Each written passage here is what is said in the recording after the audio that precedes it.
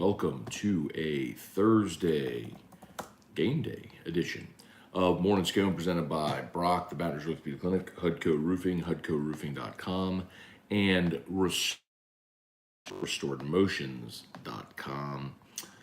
Glad to have you aboard with us here. It's game day. Saints at Cardinals, Thursday night football. I'm not sure if you heard, but on Wednesday's AFR, we interviewed John Gambadoro, aka Gambo. He's been the afternoon drive guy in Phoenix for 25 years. And, I asked him the importance of Thursday night football for this Cardinals team. And the interesting thing is he basically gave the same exact answer that I've been given about the Saints, which is, if you lose this game, in essence, your season is over because, when you start doing the math of what it would take for this team to dig out of that hole, it just doesn't really the math doesn't really work. I mean, you'd have to do something crazy, like go 8-2, and that would be just to get to 9-7. So, just doesn't seem realistic. So, big game for both teams. In the desert tonight. The Cardinals are let me check the line just to make sure it's still holding. I think the Cardinals are a 2-point favorite. Cardinals are Cardinals 2.5. Wow, so that line has climbed a bit. Cardinals 2.5 as the Saints hit the road on a short week. So, I do like the Cardinals in the game. I hate to say that, but as bad as Kyler Murray has been this year, 6 touchdowns, 4 picks, really struggled in that offense. They scored just 9 points against a bad Seattle defense. Saints defense has struggled, and I just more so hate the situation. The road teams on Thursday Night Football are just, it's brutal. It's just a hard thing to do, to turn around in a quick week, go on the road and try to win. So, anyway. No, it looks like Andy Dalton will start tonight, not expected. No Michael Thomas, no Jarvis Landry, no Andrews Pete, no Marshawn Lattimore. So, the Saints are still kind of up against it with the injury situation. And I would assume Lewis Kidd starts at left guard if Calvin Throckmorton is still out. So, it's a really tough situation, man. All right, we'll say some good mornings, fire away. By the way, how about the Pellies last night? Oh my goodness, y'all. I asked y'all the question, should I talk about Pelicans? I ain't asking the question. We're talking about the Pelicans because they have made themselves story. Last night, the Pelicans went on the road, beat the Brooklyn Nets 1-108. They curb stomped a team with Kevin Durant, Ben Simmons, Kyrie Irving in Brooklyn, one of the most interesting teams in the NBA. The Pelicans have all of a sudden made themselves one of the most interesting teams in the NBA because Zion has the star power that everybody's interested in, and then you go do that to Brooklyn? Oh, man. Difference between talent and a team. Pelicans have made themselves interesting. You better believe we're going to talk about it. Yanks lose game 1 to the Astros. Not a surprise. Not a surprise at all. We talked about it yesterday. Verlander on the bump. Yankees playing the 3rd game in 3 days. Get on a flight. Get on a flight after the game yesterday or after the game on Tuesday, drinking beers and champagne and get on a flight, drunk, flying to Houston, sleeping it off, get up trying to play, beat Verlander. No. Not surprised. See if they can get one tonight. All right, Chase Pellegrin, good morning. Trey Fisher, good morning. Kelly Gross, Aaron Hornsby, Dad, David Coslin, good morning. Quentin Breakbill, Shelby Kelly. Pels looked great last night. Ball movement is ridiculous. Best ball movement I've seen since the 73 win Warriors. Buddy Chasson, good morning. How about the Pelicans? I'm telling y'all, man, that's what people are talking about today. On a Saints game day, you got people talking about the Pelicans. It's incredible. Kerry Hughes, good morning from Boone, North Carolina, repping Hudco today. Yes, sir. Respect.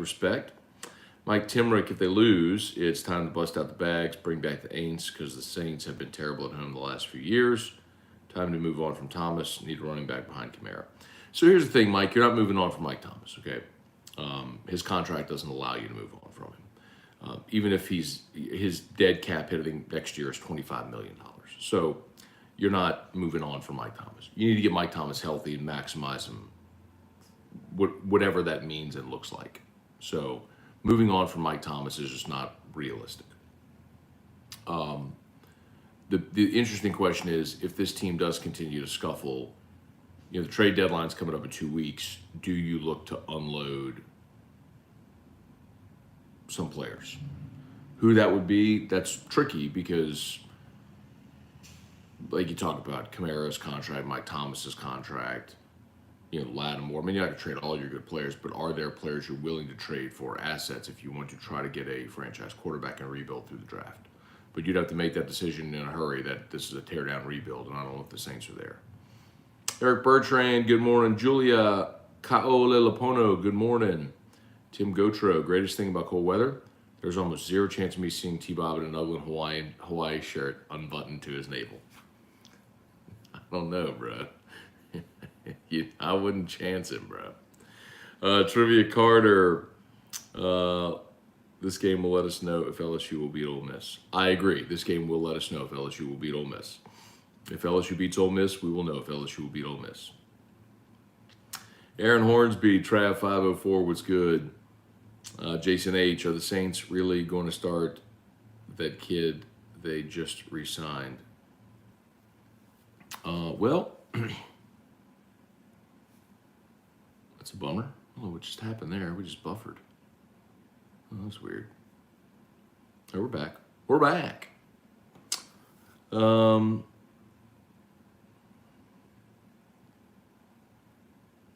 Let's see, wouldn't the Astros be perfect comparison for LSU's lineup using a defensive catcher? No, Damon, I'm not comparing a professional lineup to a collegiate lineup. There's no synergies there, man. It's just not an apt comparison. I can respect trying to do it, but let's not try to. I mean, everybody on the Astros lineup is a big leaguer. Let's not go there. Larry Garner, good morning. Julia, who do you think is going to start a quarterback? Andy Dalton. Nicholas Cantrell, morning, Scone. If the Saints lose, they should start trading for picks.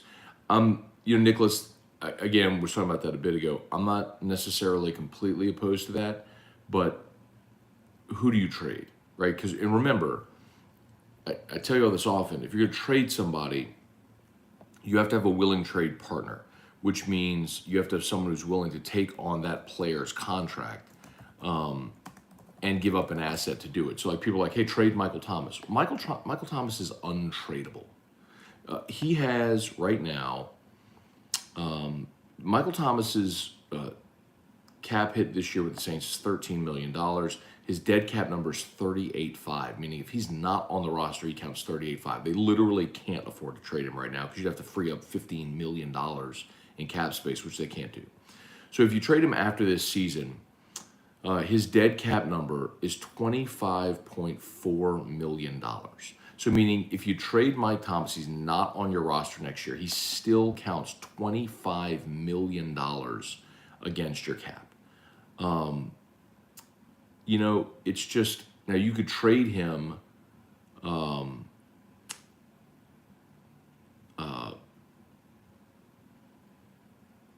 if you released or traded him after June 1st, your dead cap number for 23 would drop to 11.8 million, and your dead cap number for 24 would still be 13 million.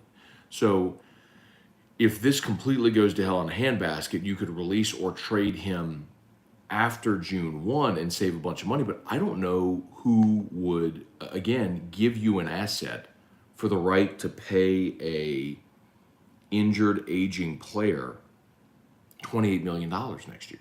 You see what I mean? So Michael Thomas is untradeable. You'd have to look for a player where someone would give you an asset for him. Like Ryan Ramczyk would be an example. Like, let's see Ryan Ramczyk's contract.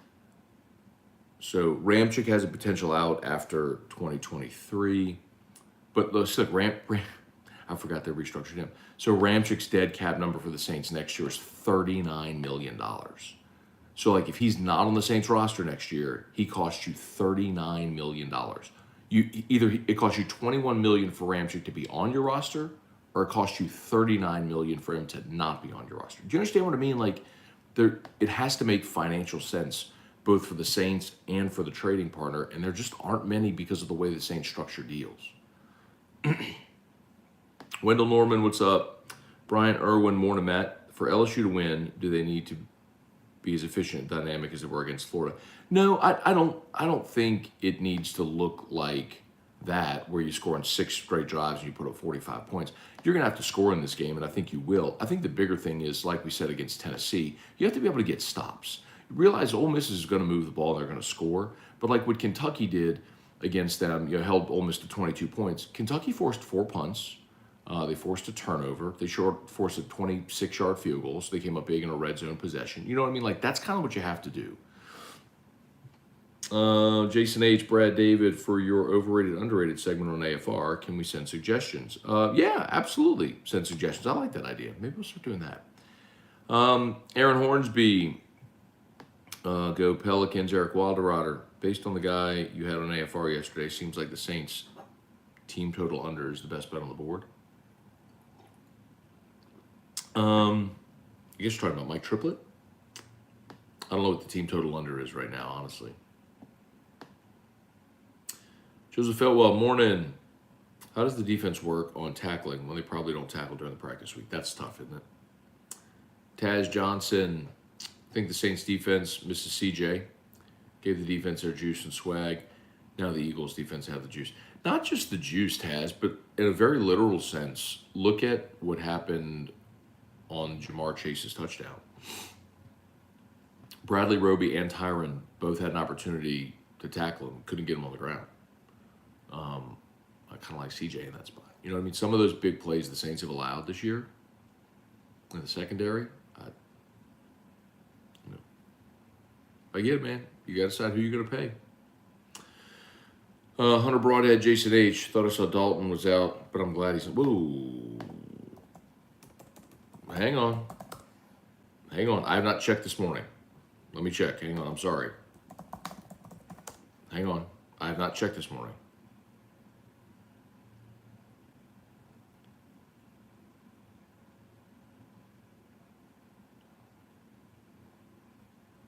Yeah. No, Dalton's starting today. Here's Rappaport. No full practice yet for Jameis. Andy Dalton continued to run the offense well. Another week of Dalton makes sense. That was 30 minutes ago. Yes, no, Andy Dalton. I was about to say, did something happen this morning? I don't know. Where are we? Brian Arsenault. Yeah, man, prayers to the Mississippi State program. One of their freshman walk-on players died yesterday. They're waiting on report from the coroner for cause of death. But, man, that's 19 years old, man.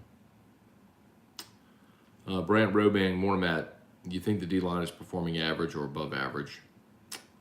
Haven't seen too many opposing quarterbacks getting TFLs. Hopefully we can have Dart running east and west.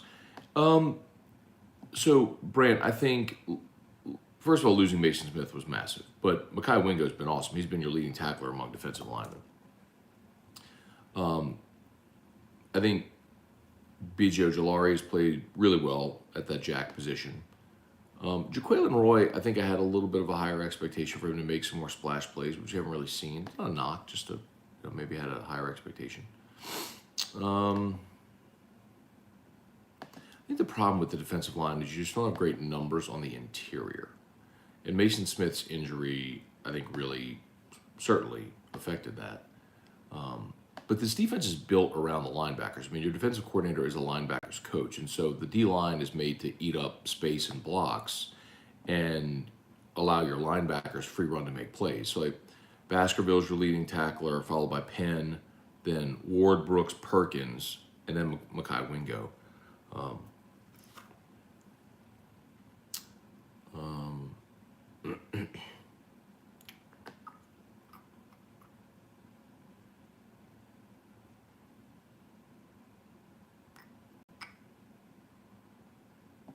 So, anyway.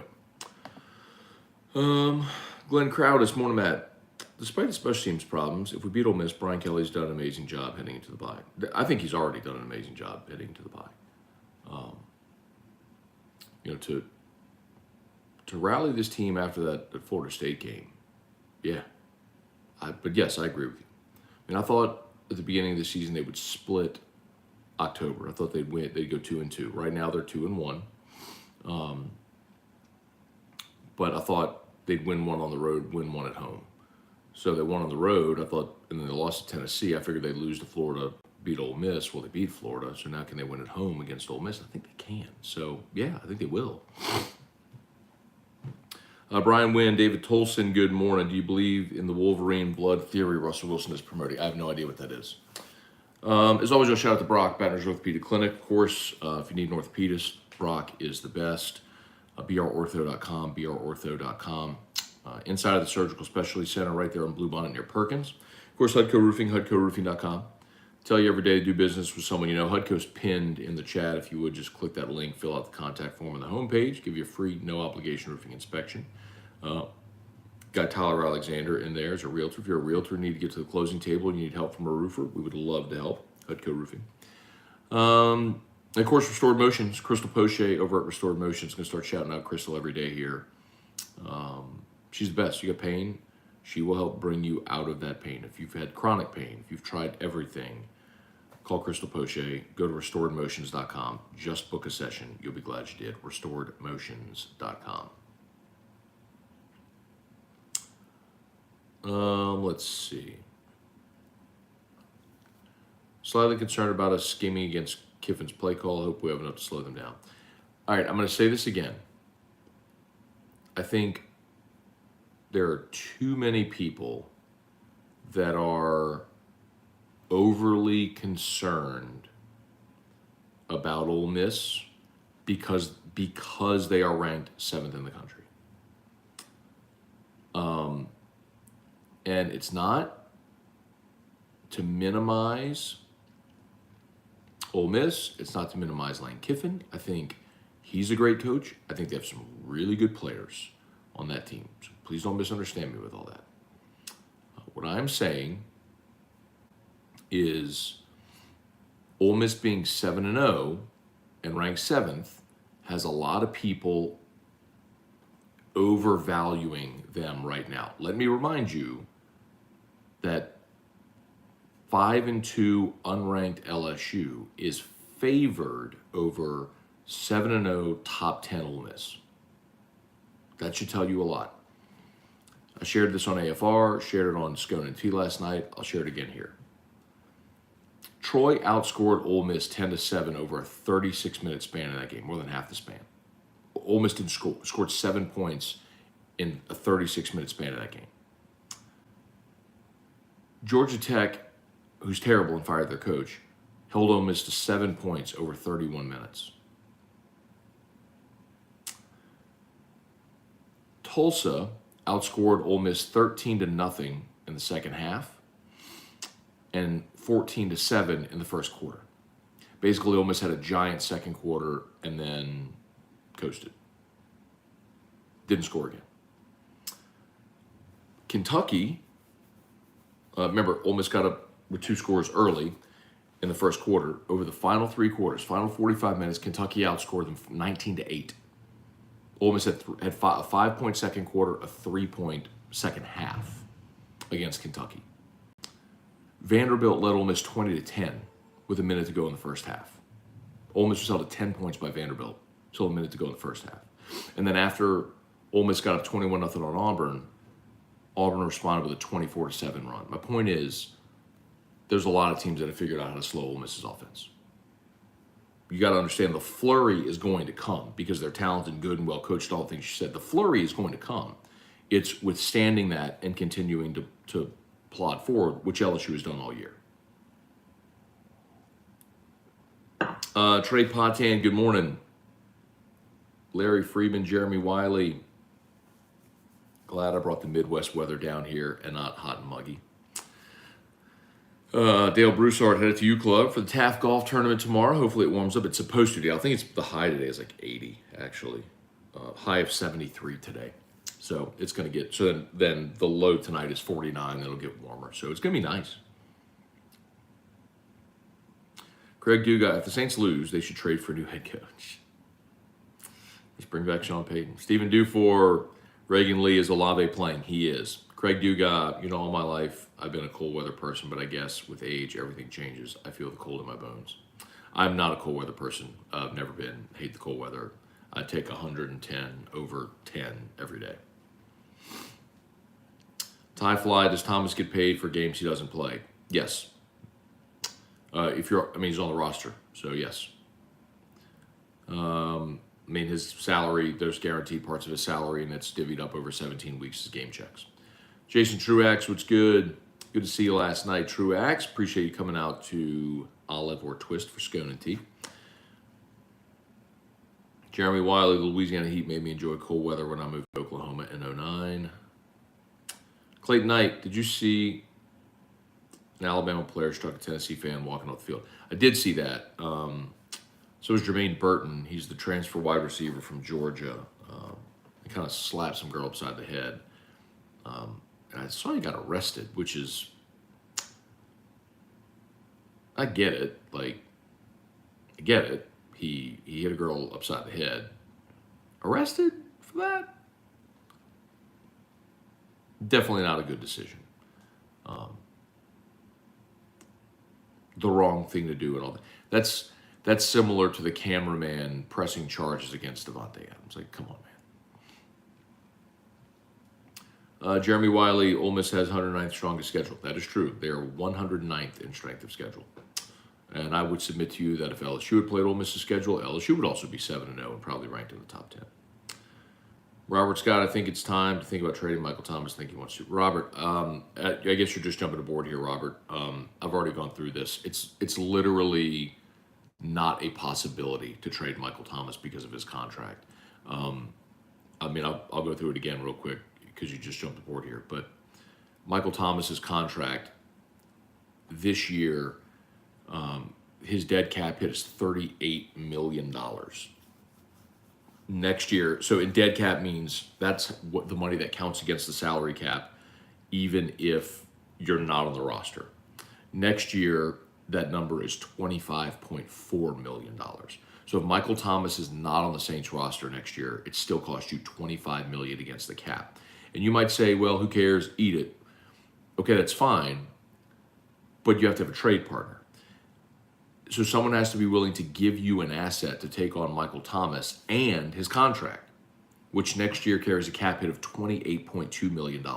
There is no team in the NFL that is going to give the Saints an asset for the right to pay Michael Thomas $28 million next year.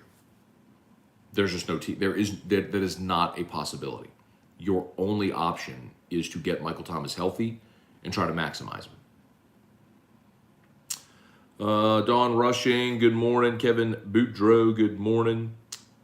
Michael Castello, what's up, Michael Castello? Jason H, Pels with the Bad News Birds. They put the NBA on watch last night. It's 1 out of 82. But yes, they were awesome last night.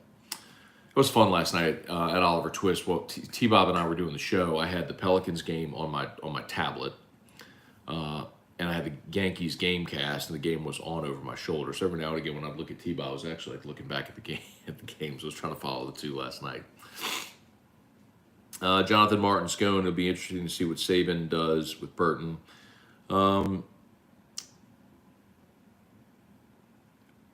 It's Mississippi State this week. I wouldn't be surprised. You could sit him this week. It wouldn't matter. Julia, Ole Miss's running back tandem looks good. Hope we can keep them in check. Completely agree. They're very good. Judkins is a freshman who has outpaced, I think, every expectation anyone had for him. And Zach Evans is a former 5-star from TCU who's a very good player. Jackson Dart can run it as well. They're a good offense. D, good morning. Kevin Boudreau. B. Lorkey, great way to start the season for the Pels. Brian Penton, good morning.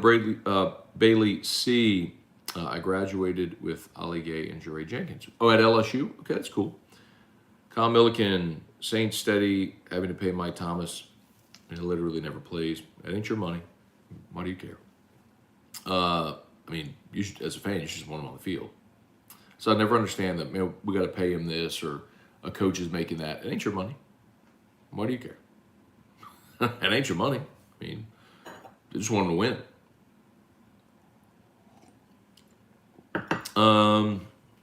Cody Brunet, hope they never pay another stupid contract to a receiver. Brad David, how does the SEC League office think it's fair to let Ole Miss play Vanderbilt every year and make LSU play Florida? I mean, those decisions were made when they went to the permanent opponent, and they kind of looked at it as tiers. So, like, Vanderbilt and Ole Miss historically stink, so they paired them. Same with Mississippi State and Kentucky. They wanted to preserve Auburn, Georgia, Bama, Tennessee, and so that's the way they did it. I mean, it's not a fair and equitable schedule at all, which is why I'm excited about conference expansion, going to 9 games. You can keep your 3 permanents, which is stupid, but you can do it, and then rotate, the rest of the league every year, every other year. So in a 4-year span, you'll play every team twice and play in every venue. So I'm for it. All right, y'all, I think we might be just about done. Robert Potts, what's going on? Matt, any opinion about the rumors surrounding Brady? Think he lasts the season? Yeah, I mean, I think Tom Brady plays the rest of the season. I don't think he bounces, but I'll tell you, man, I don't always get everything right. I get a lot wrong, and y'all remind me when I get stuff wrong. But one of my big predictions before this season was about Tampa not being good offensively, and they are bad. And I've talked about it. I mean, eventually Tom Brady was going to fall off a cliff. No Antonio Brown. Godwin's coming off the knee injury. Gronk retires. You lose your center and 2 starting guards, and then the guy you replaced at left guard gets injured in camp, and so you're now to your basically your 3rd guard option. I mean, there was just a lot. You brought in Julio and Kyle Rudolph, and you looked at those names and thought that's big. Both those guys are coming off the worst season of their career a year ago. And that's one thing that I nailed, man. Tampa's offense not being any good this year, and they are not. They're bad. So, now I told you I thought the Saints would go 10-7 and be a wild card team, and that don't seem likely. So certainly didn't nail everything, but that I did. That I did. The comp I gave you was Brett Favre of 2010. Favre came so close with the Vikings in 2009. They lost the NFC Championship game to the Saints, and he decided to run it back one more time to chase that title. And that team just fell apart, went 6-10. Matt Garner, does Kamara's legal issue, possibility of being suspended next year, affect the Saints' due for him for the future? I don't think so, Matt. I mean, I think he'll be on the Saints roster and he'll play. You got it. You got it, Robert. Thanks, man. Brett DeGrow, good morning. Are y'all? Joseph Feltwell, with the NFC East having 3 teams, the only way in the playoffs would be the win of the division. Our division is not performing the way we all thought. That said, I think optimism is still high. Joseph, if they win today, if the Saints win today, and you go to 3-4, I mean, Tampa and Atlanta lose this week, you're tied for the division lead. So yeah, that's why today's huge. If you win today, you keep pace. If you lose today, after Sunday, you could find yourself 3 games back in the division. So, and there just, again, aren't enough games to overcome that when you are not a great team. So, it's huge, man. It's just, today's huge. You got to win this game. You got to win this game. All right, y'all, I think we're just about done. Do me a favor, YouTube, please smash that like button. Subscribe up to the channel if you haven't done so yet. Facebook, please like the page, share the post, like the page, share the post. As always, shout out to Brock, Baton Rouge Orthopedic Clinic, Hudco Roofing, HudcoRoofing.com, and Restored Motions and RestoredMotions.com. Okay, y'all have an awesome day, and we'll see you for AFR 3. Peace.